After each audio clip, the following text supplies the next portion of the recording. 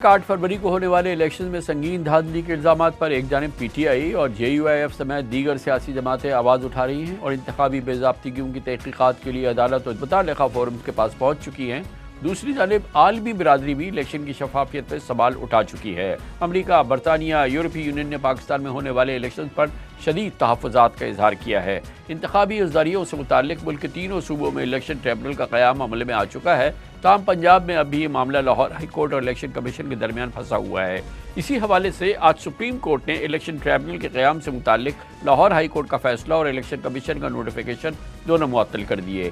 Lahore high court ने 29 मई को election commission को एक हफ्ते में 6 ट्रिब्यूनल्स के क़याम का हुक्म दिया था, जिसे इलेक्शन कमीशन ने सुप्रीम कोर्ट में चैलेंज कर दिया था। सुप्रीम कोर्ट ने अपने तहरीरी हुक्मनामे में इलेक्शन कमीशन को लाहौर हाई कोर्ट के नए चीफ जस्टिस की तकर्री होती ही बाहमी मशावरत से तनाज़ा हल करने की हिदायत की है।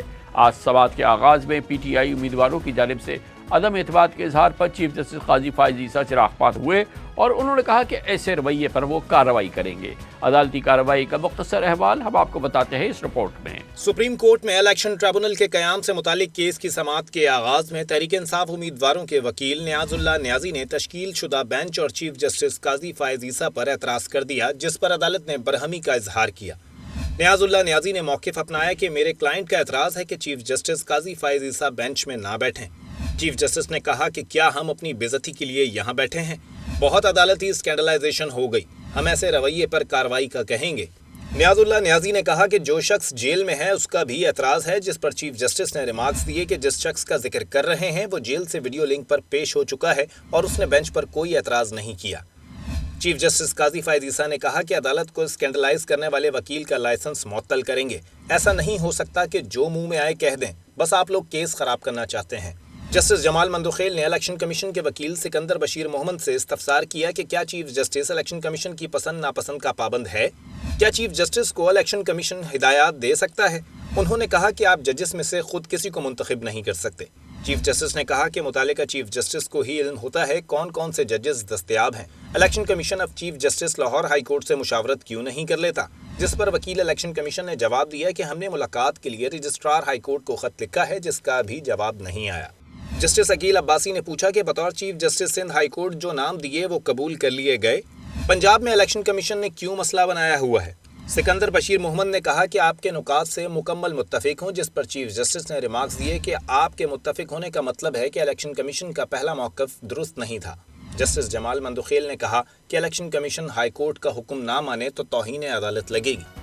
इलेक्शन ट्रिब्यूनल के क़याम से मुताल्लिक़ एक अहम पेशरफ 27 मई को हुई थी, जब कायम मुकाम सदर यूसुफ रज़ा गिलानी ने इलेक्शन एक्ट में तरमीम करके इलेक्शन ट्रिब्यूनल्स में हाजिर सर्विस जजेस के अलावा रिटायर्ड जजेस को तैनात करने की मंजूरी दी थी। इसके फौरी बाद इलेक्शन कमीशन ने नून लीगी उम्मीदवारों की दरख्वास्त पर इस्लामाबाद में जस्टिस तारिक महमूद जहांगीरी को हटाकर एक रिटायर्ड जज पर मुश्तमिल इलेक्शन ट्रिब्यूनल कायम कर दिया था।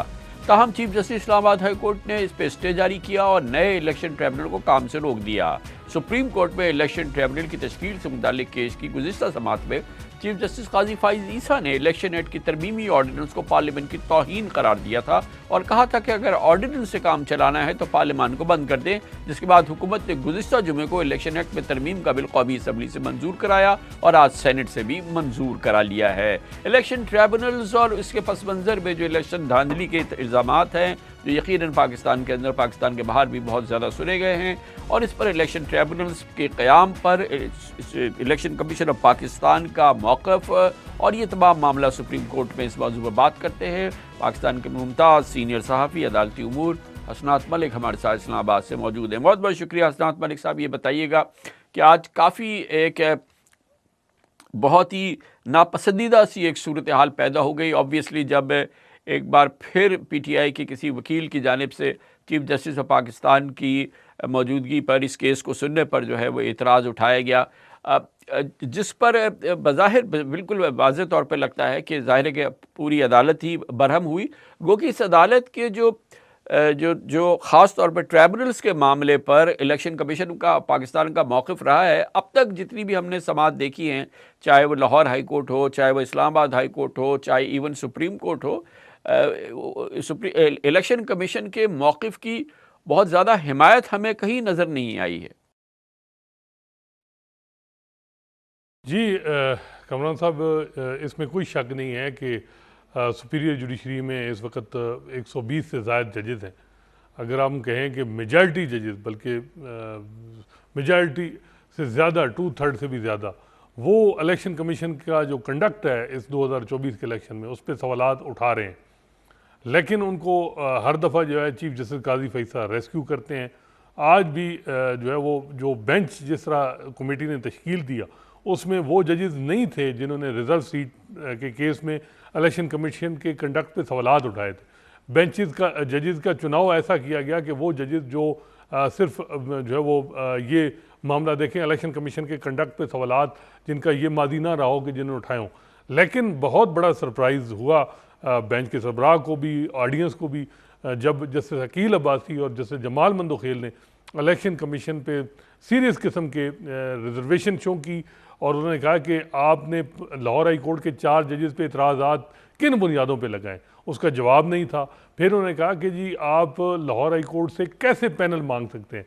फिर जस्टिस अकील अब्बासी का ये भी सवाल था कि पंजाब में इतना ये मामला क्यों हो रहा है, क्यों इतना सेंसिटिव चीज़ें चल रही हैं पंजाब में। तो ये बड़ा सरप्राइज़ था कि जस्टिस अकील अब्बासी जो अभी एक हफ़्ता भी नहीं हुआ वो सुप्रीम कोर्ट में उनको एलिवेट किया गया है। तो बड़ा कम होता है कि ऐसा जूनियर जज और जो ख़ासकर जो चीफ जस्टिस जो उनको नॉमिनेट कर रहा हो उनके ओपिनियन से इख्तलाफ करके वो इलेक्शन कमीशन के कंडक्ट पे सवालात उठा रहे हैं। बाकी फ़ाइनल फ़ैसला इस हद तक तो हो गया कि लाहौर हाई कोर्ट का जो जजमेंट है वो सस्पेंड हो गया, क्योंकि काजी फैसल साहब उस मामले में बड़े क्लियर थे कि जी वो जजमेंट, वो जो नोटिफिकेशन है लाहौर हाई कोर्ट का, वो सस्पेंड करना होगा। लेकिन जो सवालात उठाए गए उससे बज़ाहिर ये लग रहा है कि लाहौर हाई कोर्ट का जजमेंट अगर आप कहें कि सेटिसाइड होगा वो बड़ा मुश्किल है। अब बाल सारी जस्टिस आलिया नीलम जो नामजद हैं लाहौर हाई कोर्ट की चीफ जस्टिस, उनके कोर्ट में जो है वो डाल दी गई है। अब उन पे मुनहसर है कि क्या जो जज मलिक शहजाद साहब as a Lahore high court chief justice जो नॉमिनेट किए थे, क्या वो उन्हीं को इंडोर्स करेंगी या कोई नया नाम या कोई और होगा। लेकिन एक चीज़ जो है जिसमें हम देख रहे हैं कि जो इलेक्शन कमीशन को टाइम मिला है, इसमें अब जो लेजिस्लेशन हो रही है रिटायर्ड जजेस को ट्रिब्यूनल जो है वो उनके नोटिफाई किया जाए रिटायर्ड जजेस को, तो वो मेरा ख्याल है सक्सेस हो जाएगा उनका। तो इस पूरे निज़ाम में अगर हम देखें फरवरी से लेके अब तक इलेक्शन कमीशन के साथ जो है वो जो इलेक्शन कमीशन को सपोर्ट है वो सिर्फ जस्टिस काजी फैसला की है पूरी आला अदलिया में। बाकी पॉइंट ऑफ व्यू आपने रिजर्व सीट के केस में भी जैसे अतर मिल्ला, जैसे मुनीब अख्तर, जैसे मंसूर अली शाह, जैसे मंसूर अली शाह ने बल्कि कहा कि मिनट्स ऑफ द मीटिंग दिखाएं इलेक्शन कमीशन के कि किस रीज़न, किस बुनियाद पे आपने जो है वो एक पार्टी को जो है वो एलिमिनेट किया जनवरी 13 की गलत इंटरप्रिटेशन करके। तो इस किस्म के बड़े कड़े सवाल आ रहे हैं। मौजू पर गुज़िश्ता समात में चीफ जस्टिस काजी फाइज ईसा ने भी जो एक बुनियादी सवाल है कि अब जब इलेक्शन कमीशन को ये नज़र आया कि एक तो बुनियादी चीज़ ये है कि एतराज़ात तो इलेक्शन कमीशन के कंडक्ट पर हैं, जो एतराज़ात हैं, जो धांधली के इल्ज़ामात हैं वो इलेक्शन कमीशन पर ही हैं, और इलेक्शन कमीशन फिर अदलिया के चीफ जस्टिस के नामज़द करदा जो ट्रिब्यूनल्स हैं उसको मुस्तरद कर रहा है, और फिर उसके बाद जो हुकूमत है वो और जो सदर हैं वो एक ऑर्डिनेंस के ज़रिए इस बात को पुश कर रहे हैं कि जो इलेक्शन कमीशन के चाहती है कि रिटायर्ड जजेस पर मुश्तमिल ट्रिब्यूनल्स बन जाए। तो ये जो मामला है जो कि ज़ाहिर है कि बज़ाहिर भी और वैसे भी इसमें काफ़ी सवालात उठ रहे हैं। काजी फाइज ईसा साहब ने भी गुज़िश्ता समात में इस पर अपने तहफ़्फ़ुज़ात का और एतराज़ को नुमाया किया था। जो हम बात कर रहे हैं ये बात तो उन्होंने भी की थी कि ऑर्डिनेंस के ज़रिए आप ये सब कुछ करा लेते हैं, मगर ज़ाहिर है कि अब हुकूमत ने तेज़ी से उसको कौमी असम्बली से और आज सेनेट से मंजूर करा लिया है। जी जस्टिस काजी फैसला का जो ऑर्डिनेंस पे एतराज़ था, ऑब्जेक्शन भी उनके कंसर्न भी थे। इसी वजह से आपने देखा होगा कि असम्बली में ये बिल जो ऑर्डिनेंस है इसको कोशिश की जा रही है कि एक एक्ट में कन्वर्ट किया जाए, अप्रूवल ले ली जाए। लेकिन हम देख रहे हैं कि इलेक्शन के मामलात बड़े क्रिटिकल 3 क्रूशल केसेस इस वक्त सुप्रीम कोर्ट में है। जनवरी 13 का फैसला तो चले हो गया, उस जिससे एक लार्जेस्ट पार्टी को सिंबल से वो महरूम हुई इलेक्शन सिंबल से। लेकिन 3 केसेस हैं। रिजर्व सीट का मामला है, पीटीआई की 78 सीटें जो हैं वो उनको नहीं मिली और वो दूसरी जमातों को मिल गई। दूसरा मामला है कि क्या इलेक्शन कमीशन जो है वो रिकाउंटिंग कर सकता है जब ट्रिब्यूनल नोटिफाई हो जाएं, रिटर्न कैंडिडेट को भी जो है वो नोटिफाई हो चुके हैं, तो फिर क्या इलेक्शन कमीशन जो है वो रिकाउंटिंग कर सकता है। और तीसरा मामला जो ये आज ट्रिब्यूनल का, तीनों मामला जो है चीफ जस्टिस काजी फैसा के बेंच में है और तीनों में उनकी अप्रोच बड़ी वाज़ेह है कि वो इलेक्शन कमीशन के साथ बिल्कुल उनकी अनकंडीशनल, बिल्कुल वो कह रहे हैं कि एक आईनी इदारा है, इसकी रिस्पेक्ट करें, इलेक्शन के सारे मामलात हमें इलेक्शन कमीशन के ही सपुर्द करने हैं और इलेक्शन कमीशन को बनाया किसने, इन मेम्बरान को नोटिफाई किसने किया, सारा कुछ तो पीटीआई ने किया है। तो वो जो अनकंडीशनल जो एक सपोर्ट जस्टिस काजी फैसा किया इलेक्शन कमीशन को, वो जब तक है मेरा नहीं ख्याल कि हाई कोर्ट से फैसले तो आएंगे इलेक्शन कमीशन के खिलाफ, लेकिन अल्टीमेट सुप्रीम कोर्ट से, अनटिल अनलेस जब तक supreme court practice and procedure act के तहत जो कमेटी बनी है और कमेटी में जो 3 जजेस हैं जस्टिस काजी फैसा समेत, वो बेंचेस के क़याम में अगर उन जजेस को शामिल करेंगे जो इलेक्शन कमीशन के कंडक्ट पे सवालात उठा रहे हैं, उनमें से किसी जज ने बेंच प्रिजाइड किया तो फिर हालात चेंज होंगे। अदरवाइज इलेक्शन कमीशन के लिए इत्मीनान की सूरत हाल है, कोई उनको परेशानी नहीं है मौजूदा चीफ जस्टिस काजी फैसा के टेनोर में। लेकिन वही बात है ना कि जो कमेटी है जो कि बेंच बनाती है, उस बेंच में अगर हमने देखा है कि जो ख़ास तौर पे इलेक्शन ट्रिब्यूनल के मुताल्लिक़ हैं, धांधली के मुताल्लिक़ हैं, इलेक्शन कमीशन के मामलात जो हैं, जो उन पर एतराज़ात हैं, तो उस हवाले से जो बेंच बनती है उसको लीड अगर चीफ जस्टिस ही करते हैं और चीफ जस्टिस का, जैसा कि आपने फरमाया कि उनका हमेशा से इलेक्शन के बाद से इलेक्शन कमीशन के हवाले से काफ़ी इत्मीनान रहा है, तो बहरहाल इसमें चीफ जस्टिस का तो कसूर नहीं है, तो कमेटी बनाती है जो कि फिर इलेक्शन के मामलात जो बेंच सुन रही है और उसको लीड करें काजी फ़ाइज़ ईसा। तो इसमें बहरहाल काजी फ़ाइज़ ईसा साहब का अपना तो तन्हा कोई रोल नहीं है ना। जी बिल्कुल, इसमें कोई शक नहीं है कि कमेटी 3 मेंबरान पर मुश्तमिल है और मेजॉरिटी से फैसले होते हैं। अगर वो 2 जजेस समझेंगे जी ये जो है वो जज साहब बेंच प्रिजाइड करेंगे तो वो डिफरेंट होगा मामला, लेकिन ज़ाहिर बात है चीफ जस्टिस काजी फैसा इस मामले में तो उनको क्रेडिट जाता है कि माजी में चीफ जस्टिस के पास अनलिमिटेड इख्तियारात थे, डिस्क्रिशन थी, वो जो मर्जी बेंच बना दें। अब तो कमेटी बनाती है, अगर कमेटी किसी बेंच को अप्रूव कर रही है तो इसमें जस्टिस काजी फैसा का कोई कसूर नहीं है या किसी, वो तो कमेटी ने अपनी विजडम से बनाना है। तो खैर ये मामला देखें, अब जो ट्रिब्यूनल का मामला है इसमें अगर इलेक्शन कमीशन एक कॉन्स्टिट्यूशन बॉडी है तो जजेस जो हैं और जो चीफ जस्टिस हैं हाई कोर्ट के, वो भी एक कॉन्स्टिट्यूशनल पोस्ट होल्ड करते हैं, उनकी भी रिस्पेक्ट और इंडिपेंडेंस ऑफ जुडिशरी का मामला है। तो अब इन चीज़ों को बैलेंस करने की ज़रूरत है। बहुत शुक्रिया।